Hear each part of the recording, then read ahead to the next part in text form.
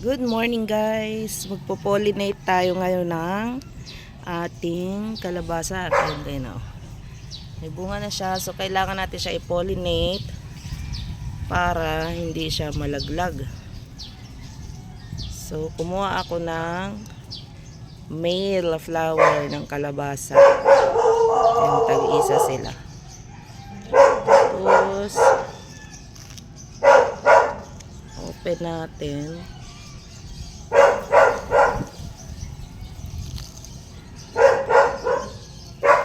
Ayan, male siya, diba? Ayan, male. And then, didikit lang natin to or pakakapitin natin yung pollen grains niya doon sa pollen naman ng babaeng bulaklak. Ito.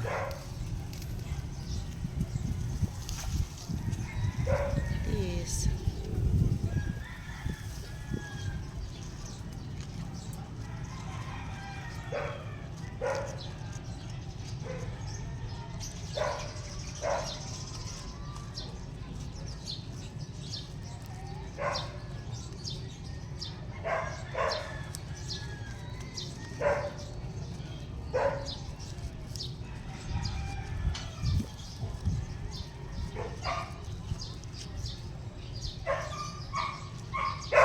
Pakapitin natin.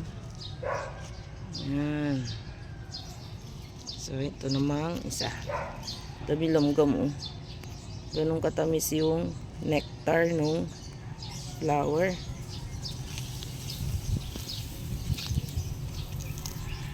Ito naman dito sa isa.